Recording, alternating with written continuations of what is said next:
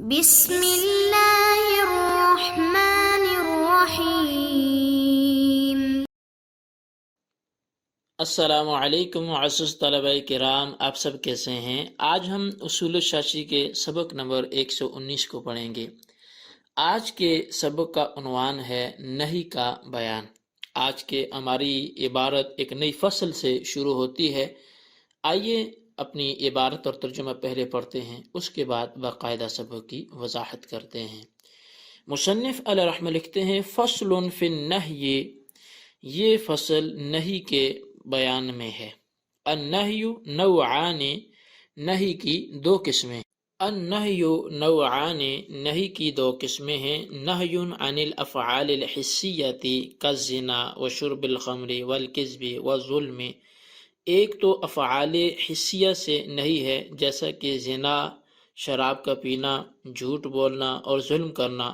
ونہی عن التصرفات الشرعیۃ، اور دوسری نہی تصرفات شرعیہ سے نہی ہے۔ کالنہی عن الصوم فی یوم النحر والصلاۃ فی الاوقات المکروہۃ وبیع الدرہم بالدرہمین، جیسا کہ یوم نحر میں روزہ رکھنا یا اوقات مکروہ میں نماز پڑھنا اور 1 درہم کی 2 درہموں کے بدلے میں بے کرنا۔ وحکم النوع الاول ان یکون المنہی عنہ هو عین ما ورد علیہ النہی، پس اس قسم کا پہلی قسم کا حکم یہ ہے کہ منہی عنہ ہو، وہ عین ہو اس کا کہ جس پر نہی وارد ہوئی ہے، یعنی جس سے روکا گیا ہے وہ عین ہو اس کا جس پر نہی وارد ہوئی ہے۔ فیکون عینہ قبیحا، پس اس کا عین قبیح ہوگا، برا ہوگا۔ فلا یکون مشروعا اصلا، پس وہ بالکل بھی مشروع نہیں ہوگا۔ وحکم النوع الثانی، اور دوسری قسم کا حکم یہ ہے کہ ان یکون المنہی عنہ غیر ما اضیف الیہ النہی، کہ منہی عنہ اس کا غیر ہو جس کی طرف نہی کی نسبت کی گئی ہے۔ فیکون حسنا بنفسہ قبیحا لغیرہ، پس یہ حسن بنفس ہی ہوگا اور قبیح لغیرہ ہی ہوگا۔ ویکون المباشر مرتکبا للحرام لغیرہ لا لنفسہ، اور اس کا ارتکاب کرنے والا بھی وہ حرام لغیرہ ہی کا ارتکاب کرنے والا ہوگا، حرام لنفسہ ہی کا ارتکاب کرنے والا نہیں ہوگا۔ جی طلبہ کرام، یہ ہماری عبارت تھی اور اس کا ترجمہ تھا۔ آج ہماری گفتگو نہی کے آغاز میں ہے۔ نہی کی اگر ہم تعریف کریں، اس کا لغوی معنی دیکھیں تو وہ روکنے کے آتے ہیں، اور عرف میں بھی ہم دیکھیں تو کسی کو کسی کام سے روک دینا یہ نہی کہلاتا ہے کہ نہیں ایسا نہیں کرنا۔ کسی کو کسی کام سے باز رکھنے کا بولنا، رکے رہنے کا بولنا، تو یہ نہی کہلاتا ہے عرف میں بھی اور لغت میں بھی۔ جبکہ اصول فقہ کی اصطلاح میں جو نہی کی تعریف ہے وہ چونکہ نہی امر کی ضد ہے، لہٰذا نہی کی تعریف امر کی تعریف کے جو ہے وہ بالکل برعکس ہوگی، اور وہ یوں ہوگی استدعاء ترک الفعل بالقول ممن هو دونہ، یعنی کسی بلند مرتبہ شخص کا اپنے سے کم مرتبے والے سے ترک فعل کا مطالبہ کرنا، یہ نہی کہلاتا ہے۔ اور یوں بھی اس کی تعریف کی جا سکتی ہے کہ قول القائل لغیرہ لا تفعل علی سبیل الاستعلاء، یعنی قائل کا بطور استعلاء اپنے غیر کو لا تفعل کہنا، یہ بھی نہی کہلاتا ہے۔ اب نہی کی تعریف میں لا تفعل سے مراد خاص صیغہ واحد مذکر حاضر کا نہیں ہے، بلکہ ہر وہ صیغہ مراد ہے کہ جس میں کسی فعل کی ممانعت طلب کی گئی ہو، چاہے وہ حاضر، غائب، متکلم، مجہول، معروف، کچھ بھی ہو۔ لہٰذا جو کلمات ترک فعل کی طلب پر دلالت کرتے ہیں وہ بھی نہی میں شمار ہوتے ہیں، جیسے نہی کا لفظ ہے، منع کا لفظ ہے، امتنع کا لفظ ہے، اجتنب کا لفظ ہے، یعنی ان سے جو صیغہ امر آتے ہیں، اجتنب ہو گیا، اترک ہو گیا، زر ہو گیا، دا ہو گیا، دال عین دا، تو اس طرح کے دیگر بھی جو صیغے آتے ہیں، تو یا جن صیغوں سے حلت کی نفی ہو رہی ہوتی ہے، جیسے لا یحل لکم ان ترثوا النساء یا حرمت علیکم وغیرہ، جیسے بھی ایسے الفاظ ہوں کہ جو کسی بھی اعتبار سے نہی پر دلالت کرتے ہوں تو ان کو نہی میں شمار کیا جا سکتا ہے۔ اب ایک نہی ہوتی ہے اور ایک نفی ہوتی ہے، ان دونوں میں فرق ہے۔ ان کے درمیان ایک تو وجہ اشتراک ہے اور ایک وجہ افتراق ہے۔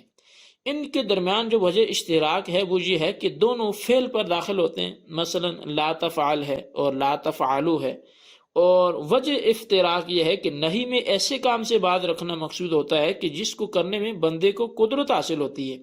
مثال کے طور پہ کسی پڑھے لکھے کو کہا جائے کہ لا تقرأ یا لا تکتب، تو لہٰذا نہیں کے ارتکاب پر بندہ گناہ گار بھی ہوگا اور اجتناب پر ثواب بھی پائے گا، جبکہ نفی میں فی نفس ہی کام ہی معدوم ہوتا ہے تو اس پر کیا گناہ و ثواب ملے گا۔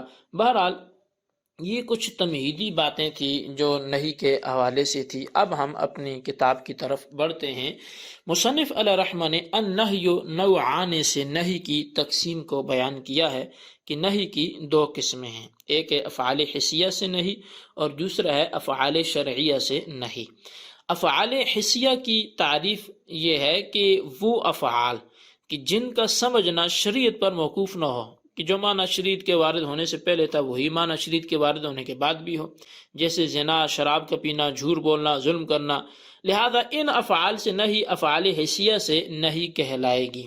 اور افعال شرعیہ کی تعریف یہ ہے کہ وہ افعال کہ جن کا سمجھنا شریعت پر موقوف ہو، کہ جو معنی شریعت کے وارد ہونے سے پہلے تھا وہ معنی شریعت کے وارد ہونے کے بعد بدل جائے۔ مثال کے طور پر صوم، یہ ایک لفظ ہے عربی کا اور اردو میں ہم اس کو روزہ بولتے ہیں، تو صوم کی شریعت کے وارد ہونے سے پہلے مطلقاً اس کو رکنے کے لیے بولا جاتا تھا، مگر شریعت کے وارد ہونے کے بعد نیت کے ساتھ صبح صادق سے لے کر غروب آفتاب تک کھانے پینے اور جماع سے رکے رہنے کا نام صوم ہے، روزہ ہے۔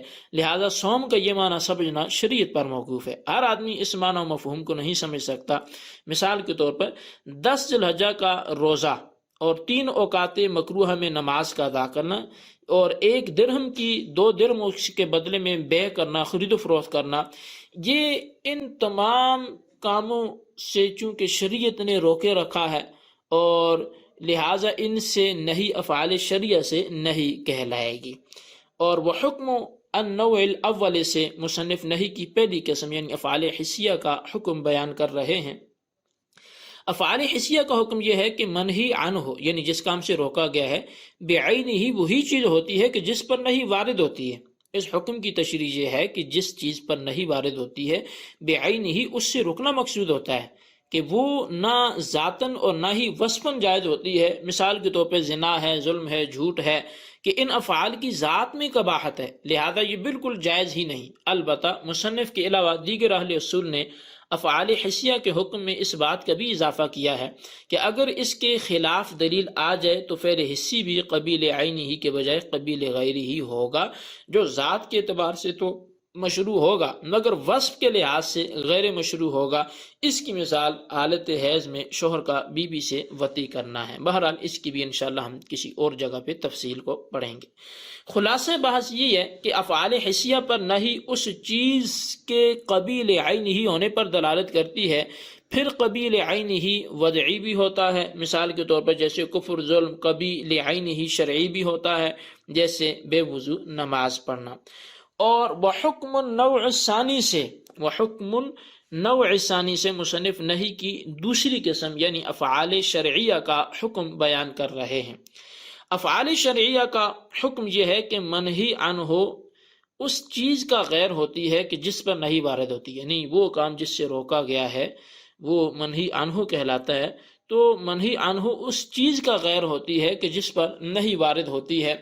اس حکم کی تشریح یہ ہے کہ نہی بذات خود فعل کی طرف منسوب نہیں ہوتی بلکہ اس کے غیر کی طرف منسوب ہوتی ہے، اس لیے وہ فعل شرعی حسن لنفس ہی اور قبیح لغیر ہی ہوتا ہے، اور نہی والے فعل کے مرتکب کو حرام لغیر ہی کا ارتکاب کرنے والا کہا جائے گا۔ مثال کے طور پر کہ صوم یعنی روزہ رکھنا یہ فعل شرعی ہے جو محبوب ترین عمل ہے، اچھا کام ہے، مگر 10 ذی الحجہ کے دن روزہ رکھنا اس وجہ سے قبیح اور برا ہے کہ اس دن ضیافت الہی سے اعراض لازم آ رہا ہے، جیسا کہ اللہ تبارک و تعالیٰ کے پیارے حبیب علیہ السلام نے ارشاد فرمایا لا تصوموا فی هذه الايام فانها ایام اکل و شرب، کہ تم ان ایام میں روزہ نہ رکھو کیونکہ یہ ایام کھانے اور پینے کے ہیں۔ اسی طرح 3 اوقات مکروہ میں نماز پڑھنا کہ فی نفسی نماز تو ایک اچھا عمل ہے مگر طلوع شمس استواء شمس اور غروب شمس کے وقت نماز سے نہیں وارد ہوئی ہے کہ ان تین اوقات میں سورج کو پوجنے والے عبادت کرتے ہیں، اس وجہ سے نماز کے متعلق نہیں غیر کی وجہ سے ہے، لہٰذا ان اوقات میں نماز پڑھنا حسن لنفس ہی اور قبیح لغیرہ ہی ہے۔ تو خلاصہ یہ ہے کہ افعال شرعیہ سے نہیں ایک عارضہ کی وجہ سے ہے کہ جب یہ عارضہ ختم ہو جائے گا تو قباحت بھی ختم ہو جاتی ہے، جبکہ افعال حسیہ میں قباحت لے ذاتی ہی ہے جو کبھی ختم نہیں ہوتی۔ اور قبیح لغیر ہی کی دو قسمیں ہیں، ایک قبیح لغیر ہی وصفی ہے جیسے یوم النحر کے دن روزہ رکھنا، اور قبیح لغیر ہی مجاوری ہے جیسے بوقت اذان بے کرنا۔ تو بہرحال یہ ہمارا آج کا سبق تھا۔ آج کے سبق میں ہم نے نہی کی تعریف، نہی اور نفی میں فرق، افعال حسیہ شرعیہ کی تعریف، ان دونوں قسموں کے احکامات کو پڑھا۔ آج کے سبق کو خلاصتاً اپنے رجسٹر پر نوٹ کریں، بالخصوص ان سوالات کے جوابات دیں۔ سوال نمبر 1 یہ ہے کہ نہی کا لغوی اور شرعی معنی تحریر کرتے ہوئے نہی اور نفی میں فرق بیان کریں۔ سوال نمبر 2 یہ ہے کہ نہی کی دونوں اقسام کی وضاحت امثلہ کے ساتھ کریں۔ اللہ تبارک و تعالیٰ سے دعا ہے جو کچھ ہم نے پڑھا سنا سے یاد رکھنے کی توفیق نصیب فرمائے، آمین بجاہ النبی الامین صلی اللہ علیہ وسلم۔